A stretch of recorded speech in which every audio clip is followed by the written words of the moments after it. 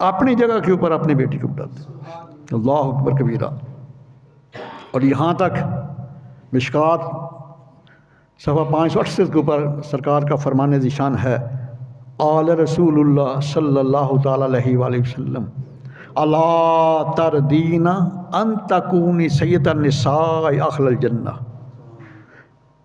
بیٹی کیا آپ راضی نہیں ہوگی کہ آپ کو جنت کی خواتین کی سردارہ بنا دیا گیا ہے؟ جنت کی خواتین کی سردارہ بنا دیا گیا ہے.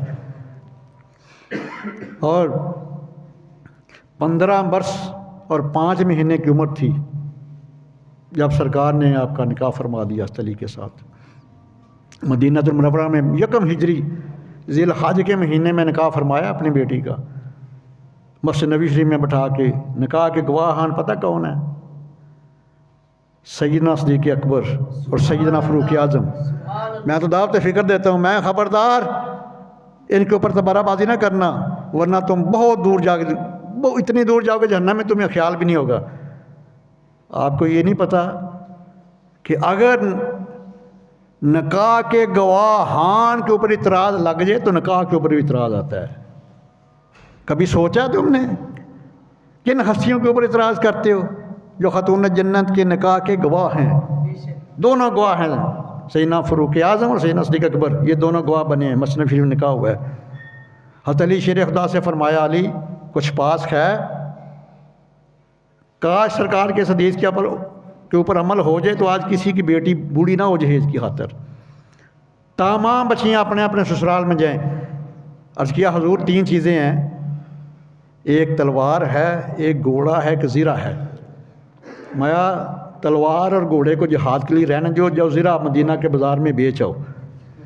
جب بیچنے گئے تو وہاں سے عثمان غنی آئے.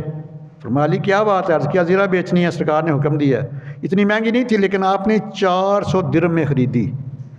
وہ 400 درہم لے کر آئے حضرت علی، سرکار کو دیے. سرکار نے وہ 400 درہم دیے سیدنا صدیق اکبر کو، ساتھ بلال حبشی کو بھیجا، ساتھ سلمان فارسی کو بھیجا. میں جاؤ، پیسے کس کے ہیں؟ حضرت علی کے. جاؤ میری بیٹی کے لیے ایک کپڑوں کا جوڑا، ایک چکی، ایک مشکیزہ، ایک لوٹا، ایک مسلح، ایک تکیہ، ایک گدا، یہ چیزیں لے کر آؤ. وہ 67 درہم کی آئی ہیں، 67 درہم کی چیزیں ہیں. 333 درہم صدیق اکبر نے سرکار کی بارگاہ میں پیش کر دیے.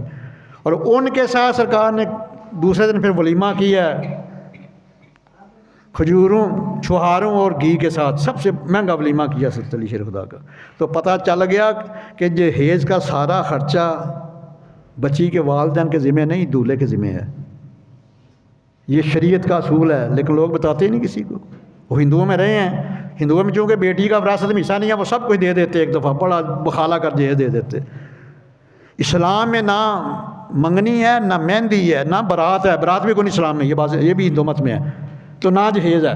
صرف 2 ہی چیزیں ہیں، ایک نکاح ہے اور ایک ولیمہ ہے.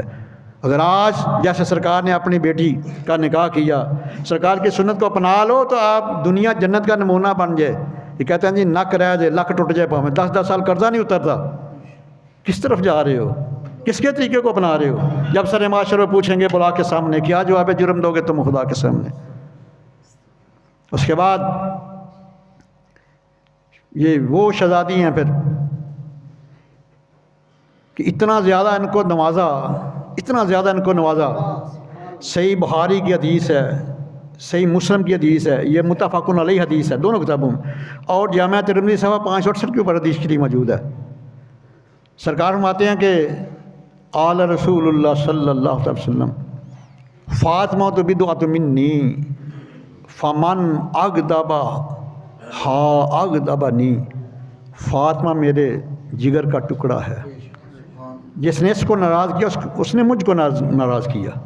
تو یہاں پر اعلیٰ حضرت کا کلام وجود میں آ گیا نا. فرماتے ہیں کہ خون خیر الرسل سے ہے جل کا خمیر، خون حیر الرسل سے ہے جن کا حمید، ان کی بلاس طینت پہ لاکھوں سلام، اس بطولے جگر پارائے مصطفیٰ، خجلہ یارائے عفت پہ لاکھوں سلام، سیدہ ذاخرہ طیبہ طاہرہ، جان احمد کی راحت پہ اللہ اکبر۔ آئیے ذرا ریاض النظرہ کی دوسری جلد ہے، صفحہ 262 ہے۔ سیدنا سلیمان فارسی راوی ہیں اس حدیث کے، انہوں سرکار نے فرمایا ام ایمن کو، اپنی خادمہ کو، رمضان اور مبارک کا مہینہ ہے، گرمی کا موسم ہے، دوپہر کا وقت ہے، تینوں چیزیں بیان کی ہیں سلمان فارسی نے۔ سرکار نے ام ایمن سے فرمایا جاؤ میری بیٹی فاطمہ گھر کو کام کاج ہے تو کرو۔